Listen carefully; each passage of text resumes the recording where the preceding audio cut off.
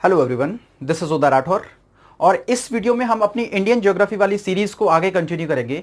जो भारत का भूगोल इंडियन ज्योग्राफी हम लोग पढ़ रहे थे तो उसमें हमने इतना जान रखा था पहले से कि जो भारत का जो संरचना है भारत की, उसमें क्या क्या चीज़ें शामिल हैं। यानी कि अगर हमें पूरा इंडियन ज्योग्राफी पढ़ना है तो कौन कौन सी हमें भौतिक चीज़ें हैं जो पढ़नी है। अर्थात भारत के भौतिक भूगोल के लिए हमें जो पॉइंट्स पढ़ने थे उसमें हमने 5 चीज़ें पढ़ी थी। एक तो हमने हिमालय का उत्तर पर्वतीय क्षेत्र, मतलब जो भारत में उत्तर पर्वतीय क्षेत्र में हिमालय है उसको। नंबर 2 पर हमने पढ़े थे पठार के बारे में बात की थी।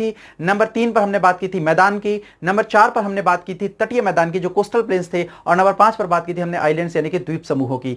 तो हमने ये जाना कि ये 5 चीजें मिलकर यानी कि 5 भौतिक आकृतियां मिलकर पूरे भारत का भौतिक भूगोल बनता है, जिसमें हमने जो आगे पढ़ना है वो है सबसे पहले हिमालय के उत्तर पर्वतीय क्षेत्र से। लेकिन हिमालय के उत्तर पर्वतीय क्षेत्र से पढ़ने से पहले भी हमको कुछ चीजें जान लेना जरूरी है कि जो पूरा इंडिया है यानी कि जो पूरा भारत है वो किस प्रकार की चट्टानों से बना है। मतलब पूरे भारत में एक ही प्रकार की चट्टानें नहीं है। एक्चुअली भारत का जो प्रदेश है, जो भारत का जो क्षेत्र है, भारत का जो इलाका है या जो पूरा भौतिक भारत है, वो अलग अलग प्रकार की चट्टानों से बना है। और वे चट्टानें भी किसी एक समय में नहीं बनी है, बल्कि उनके चट्टानों के बनने का क्रम अलग है। हम बात करें कि यहां से यहां विंध्याचल पर्वत है, अगर यहां से हम नीचे की बात करें तो यह एक प्रायद्वीपीय भारत है।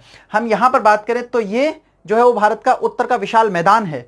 इसके अलावा हम बात करें तो यहां पर हमारे आगे समुद्र में बंगाल की खाड़ी में अंडमान निकोबार है और इधर लक्षद्वीप समूह है, यानी कि ये कोस्टल प्लेन्स हैं। तो अलग अलग तरह की चट्टानों में अलग अलग तरह का समय लगा हुआ है। यानी कि यहां पर जो है वो अरावली पर्वत श्रेणी है, यहां पर पूर्वी घाट है, यहां विंध्याचल सतपुड़ा है, यहां पश्चिमी घाट है, यहां बहुत सारे पठार हैं। मालवा का पठार है, बुंदेलखंड का पठार है, बघेलखंड का पठार है, उसके बाद छोटा नागपुर का पठार है, उसके बाद में उड़ीसा उच्च भूमि है, फिर यहां पर महानदी बेसिन है, फिर तेलंगाना आंध्रा का पठार है, फिर कर्नाटक का पठार है, फिर यहां पर महाराष्ट्र दक्कन का पठार है और यहां पर तमिलनाडु का पठार है। तो ये जो प्लेट्यूज हैं या फिर जो प्लेन्स हैं या जो हिल्स हैं, ये सभी अलग अलग समय में बनी। तो चलिए हम इस टॉपिक में पहले देखते हैं कि भारत में पाई जाने वाली चट्टानें कौन कौन सी हैं और उन चट्टानों का इतिहास क्या है, उनकी संरचना क्या है। तो उसके लिए हमें पढ़ना होगा भारत का भूगर्भिक इतिहास यानी कि जियोलॉजिकल हिस्ट्री ऑफ इंडिया। तो सबसे पहले देखें कि भारत में जितने भी प्रकार की जो चट्टानें बनी हैं, ये 4 अलग अलग कल्प में बनी है। कल्प का मतलब है युग, यानी कि एरा से बात करते हैं हम। ये 4 अलग अलग युगों में बनी है, जिनमें सबसे पहला युग था जो वो था आद्य कल्प। नंबर 2 जो था वो था पुराण कल्प। नंबर 3 था द्रविड़ कल्प। नंबर 4 था आर्यकल्प। देखिए टॉपिक थोड़ा सा लंबा होने वाला है ये, क्योंकि इसमें हम बिल्कुल भी कोई भी चीज छोड़ेंगे नहीं, सारे डायमेंशंस क्लियर करेंगे। जो लोग कॉम्पिटिटिव एग्जाम्स की प्रिपरेशन कर रहे हैं वो इसका नोट्स भी बना सकते हैं, क्योंकि पूरी जो बात होगी वो डिटेल में होगी।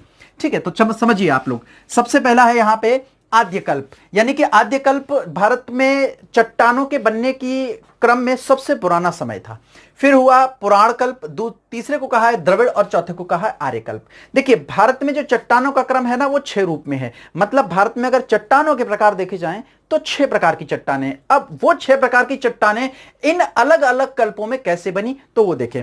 देखिए सबसे पुराना जो हमारा आद्य कल्प था उसमें बनी है 2 प्रकार की चट्टानें। एक बनी है आर्कियन क्रम की चट्टानें, एक बनी है धारवाड़ क्रम की चट्टानें। तो सबसे पहला हमारा कौन सा है? आद्य कल्प। आद्य कल्प में कितने प्रकार की चट्टानें बनी हैं? आर्कियन क्रम की चट्टानें और धारवाड़ क्रम की चट्टानें। दूसरे नंबर पर आते हैं हम लोग पुराण कल्प। पुराण कल्प में भी 2 प्रकार की चट्टानें बनी हैं। एक बनी है कुडप्पा क्रम की चट्टानें और दूसरी बनी है विंध्य क्रम की चट्टानें। इसके बाद हम बात करते हैं, तीसरा आता है हमारा द्रविड़ कल्प। द्रविड़ कल्प के दौरान किसी भी प्रकार के चट्टान निर्माण के साक्ष्य नहीं पाए गए हैं। तो हम अभी तक भूगोलवेत्ता ये मानते हैं कि द्रविड़ कल्प में इस दौरान चट्टानें नहीं बनी। फिर आता है हमारा आर्यकल्प, जो चौथा कल्प है और अंतिम कल्प है। चौथा कल्प जो अंतिम है आर्यकल्प, आर्यकल्प में भी 2 प्रकार की चट्टानें बनी। एक बनी गोंडवाना क्रम की चट्टानें और एक बना है हमारा दक्कन का पठार, डेक्कन प्लेट्यू। एक्चुअली जो दक्कन का पठार है ये बेसाल्टिक लावा से बना हुआ है। ये एक प्रकार की भूगर्भिक ज्वालामुखी प्रक्रिया के दौरान निकलने वाले लावा से बना है। तो एक और बात हम यहां से देखेंगे, इसके लिए एक स्पेशल वीडियो बनाएंगे, और वो ये होगा कि जहां पर आज दक्कन का पठार है, मतलब इस महाराष्ट्र वाले क्षेत्र में, यहां किसी भी प्रकार के ज्वालामुखी के साक्ष्य नहीं पाए गए। मतलब कोई ज्वालामुखी का प्रमाण नहीं है, लेकिन फिर भी यहां पर बेसाल्टिक लावा है और उस बेसाल्टिक लावा के क्षरण से बनी हुई काली मिट्टी है, जिसको हम रेगुर मिट्टी भी कहते हैं। क्योंकि जो काली मिट्टी है वो ज्वालामुखी से निकले हुए पदार्थों से ही बनती है और यहां कभी कोई ज्वालामुखी नहीं फूटा है, फिर यहां काली मिट्टी का विस्तार कैसे आया, तो इसको हम किसी एक वीडियो में कवर करेंगे। चलिए अभी हम बात करते हैं। तो हमने जाना यहां पर कि भारत का भूगर्भिक इतिहास कितने कल्पों में बटा है, 4 कल्पों में है। एक तो आद्य कल्प, पुराण कल्प, द्रविड़ कल्प और आर्य कल्प। कितने कल्पों में, 4 में है। आद्य कल्प, पुराण कल्प, द्रविड़ कल्प और आर्य कल्प। इनके नाम आप बहुत आसानी से याद कर सकते हैं। आद्य का मतलब ही हो जाता है यह हमारा थोड़ा प्राचीन यानी कि पुराना हो जाता है। इसको हम एक तरफ पहले नंबर पर रख लेते हैं। पुराणों से हम बहुत परिचित हैं और खासतौर से अगर आप भारत में हैं तो भारतीय संस्कृति में पुराण शब्द आपने जरूर सुना होगा। उसके बाद द्रविड़, यह शब्द भी आपने सुना होगा कि भारत में एक द्रविड़ संस्कृति रही है, द्रविड़ लोग थे। फिर उसके बाद आता है आर्य। ये अगर आपने भारतीय इतिहास पढ़ा है तो आर्य शब्द से भी आप परिचित हैं। इसका मतलब है ये चारों ही जो शब्द हैं, इन चारों में आप चारों से परिचित हैं, कोई भी शब्द आपके लिए नया नहीं है। मतलब पहले पर आद्य कल्प, फिर पुराण कल्प, फिर द्रविड़ कल्प और चौथे पर आर्य कल्प। अब इन कल्पों में दो दो प्रकार की चट्टानें बनी। तो एक बार रिपीट कर लेते हैं। सबसे पुराना आद्य कल्प। आद्य कल्प में दो प्रकार की चट्टानें बनी। कौन कौन सी चट्टानें बनी है, आर्कियन क्रम की चट्टानें और धारवाड़ क्रम की चट्टानें। आर्कियन क्रम की और धारवाड़ क्रम। उसके बाद हमारा दूसरा कल्प है वो है हमारा पुराण कल्प। पुराण कल्प में भी दो प्रकार की चट्टानें बनी। कौन कौन सी चट्टानें, कोडप्पा क्रम की चट्टानें, विंध्य क्रम की चट्टानें। फिर हम बात करते हैं कि जो तीसरा है हमारा जो द्रविड़ कल्प। द्रविड़ कल्प में किसी भी प्रकार की चट्टानों के निर्माण के साक्ष्य नहीं मिले हैं। और अंतिम में आता है हमारा आर्य कल्प। आर्य कल्प में गोंडवाना क्रम और दक्कन का पठार। बात करते हैं कि भूगोल में इन कल्पों को किस और नाम से जाना गया। देखिए, आद्य कल्प वो है जिसको हम प्री कैम्ब्रियन युग बोलते हैं। मतलब आद्य कल्प का समय प्री कैम्ब्रियन युग से है। पुराण कल्प का समय प्रोटेरोजोइक युग से है और द्रविड़ कल्प का संबंध कैम्ब्रियन युग से है। आर्य कल्प का संबंध तृतीय युग यानी कि टर्शियरी पीरियड से है। यह सबसे नवीन पीरियड है, सबसे नया समय है और इसी में हिमालय की उत्पत्ति भी हुई। यानी कि यह टर्शियरी पीरियड है, तृतीय काल है और यहां पर अल्पाइन युगीन पर्वत हिमालय का निर्माण हुआ। चलिए अब हम एक चीज समझते हैं। देखिए, कॉम्पिटिटिव एग्जाम्स में इनसे क्वेश्चंस बनने के बहुत ज्यादा चांस रहते हैं। जैसे अगर पूछा जाए कि विंध्य क्रम की चट्टानें निम्न में से किस कल्प में बनी, ऑप्शन ए आद्य कल्प, ऑप्शन बी पुराण कल्प, ऑप्शन सी द्रविड़ कल्प, ऑप्शन डी आर्य कल्प। आप क्या लगाएंगे इसमें कि जो विंध्य क्रम की चट्टानें हैं वो पुराण कल्प में बनी। ऐसे ही धारवाड़ क्रम की चट्टानें किसमें बनी, ये आद्य कल्प में बनी। बात करें कि दक्कन का पठार किसमें बना, तो दक्कन का पठार आर्य कल्प में बना। यानी कि बात करें गोंडवाना क्रम की चट्टानें किसमें बनी, तो गोंडवाना क्रम की चट्टानें भी आर्य कल्प में। यानी कि गोंडवाना क्रम और जो हमारा दक्कन का पठार है वो थोड़ा सा नए समय का है। अगर हम इनकी स्थिति देखें तो भी पास पास हैं। गोंडवाना क्रम वाली चट्टानें ये हैं जो नदियों के बेसिन में, स्पेशली महानदी बेसिन में। इसके अलावा और दक्कन का पठार ये आपस में काफी पास पास हैं। अभी हम इनकी मैप में भी स्थिति समझेंगे। एक बार फिर से रिपीट करते हैं कि अगर क्वेश्चन यहां से बनेगा तो कैसे बनेगा। आपको ये कल्प लिख दिए जाएंगे और ये जो युग है इनको ना ऊपर नीचे कर दिया जाएगा। इसकी जगह ये हो जाएगा कैम्ब्रियन की जगह प्री कैम्ब्रियन, प्री कैम्ब्रियन की जगह टर्शियरी। तो फिर आपसे कहेगा इनको मैच करो या निम्न में से कौन सा जोड़ा सही है, कौन सा मैच सही है। तो आप समझ गए कि पृथ्वी का भूगर्भिक इतिहास 4 भागों में बटा हुआ है। किसमें, आद्य कल्प, पुराण कल्प, द्रविड़ कल्प और आर्य कल्प। जो पुराना आद्य कल्प है उसमें 2 प्रकार की चट्टानें हैं, आर्कियन क्रम की चट्टानें, धारवाड़ क्रम की चट्टानें। फिर आता है हमारा पुराण कल्प। पुराण कल्प में भी 2 प्रकार की हैं, कुडप्पा क्रम और विंध्य क्रम। उसके बाद आता है द्रविड़ कल्प, कोई चट्टान नहीं बनी। फिर आता है आर्य कल्प। आर्य कल्प में भी हमारी 2 प्रकार की चट्टानें हैं, एक गोंडवाना क्रम की और एक दक्कन का पठार यानी कि जो डेक्कन प्लेट्यू है। चलिए एक बार हम ये समझते हैं कि इन क्रम की चट्टानों में हमारे यहां जो पर्वत बने थे वो कौन कौन से बने थे। हालांकि इसके बारे में हम पिछली वीडियो में बात कर चुके हैं, जो इंडियन ज्योग्राफी की सीरीज का जो हमारा शायद सेकंड वीडियो था या फर्स्ट वीडियो था, उसमें हम बात कर चुके हैं। चलिए एक बार देख लेते हैं। देखिए हमारे यहां पर है अरावली पर्वत।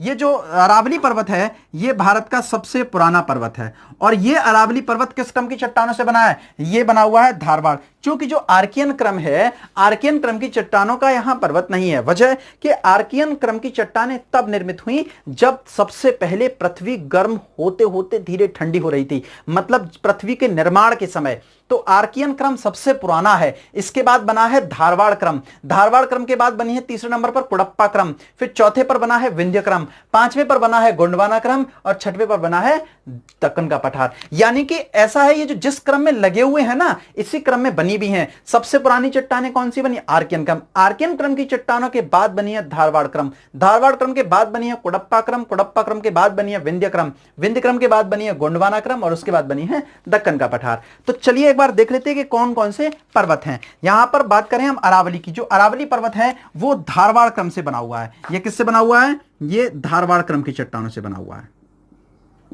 धारवाड़ क्रम। उसके बाद बात करें हम कुडप्पा क्रम, तो कुडप्पा क्रम में हमारा कौन सा पर्वत बना हुआ है? कुडप्पा क्रम में बना हुआ है हमारा पूर्वी घाट पर्वत। जो पूर्वी घाट है वो कुडप्पा क्रम में है। देखिए तीसरे नंबर पर आता है हमारा विंध्य क्रम। विंध्य क्रम में भी दो पर्वत बने हुए हैं, एक तो बना हुआ है हमारा विंध्याचल, बेसिक तो विंध्याचल ही है, और दूसरा सतपुड़ा। ये किस में बने हुए हैं? ये बने हुए हैं विंध्य क्रम में। फिर हम बात करें कि इसके बाद आता है हमारा गोंडवाना क्रम। चूंकि गोंडवाना क्रम के टाइम पर पर्वत नहीं बना था। फिर दक्कन का पठार, इसमें भी क्या बना है? पठार बना है। फिर एक आता है कि हमारा हिमालय पर्वत, वो बना हुआ है इस तृतीयक युग में, आर्यकल्प में। मतलब यहां पर आप चाहें तो लिख लें, यह समय है हमारा तृतीयक युग का। तृतीयक युग में जो है वो बना है हमारा हिमालय पर्वत।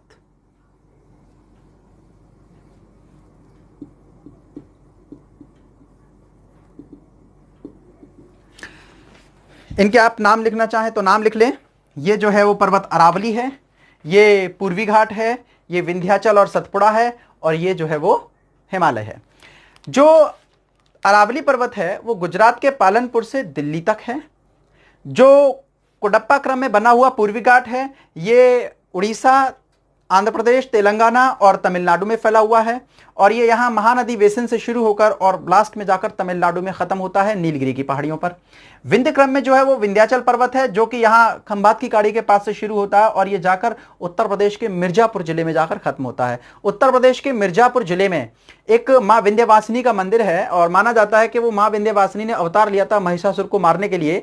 तो उन्हीं मंदिर के नाम पर इस चट्टान का नाम या इस पहाड़ी का नाम रख दिया गया है विंध्याचल पर्वत। उसके बाद नीचे सतपुड़ा पर्वत है।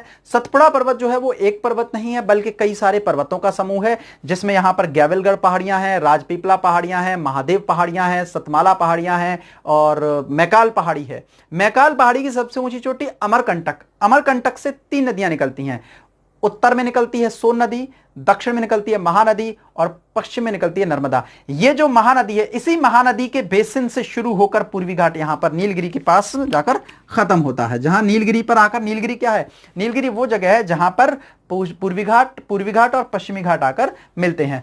तो आपको ये बात समझ में आ गई होगी कि इन क्रम की चट्टानों में ये है। तो भारत में सबसे पहले क्रम की चट्टानें कौन सी हैं? आर्कियन क्रम। भारत में दूसरे नंबर पर कौन सी बनी है? धारवाड़ क्रम। तीसरे नंबर पर कौन सी बनी है? कुडप्पा क्रम। चौथे नंबर पर कौन सी बनी है? विंध्य क्रम। पांचवें पर गोंडवाना, और अंतिम है हमारा Deccan trap. Deccan trap last में बना हुआ है। तो आप एक चीज समझ गए होंगे कि भारत में कुल कितने कल्प हैं? 4 कल्प हैं भारत के भूगर्भिक इतिहास में। आद्य कल्प, पुराण कल्प, द्रविड़ कल्प और आर्य कल्प। आद्य कल्प में 2 हैं, आर्कियन, धारवाड़।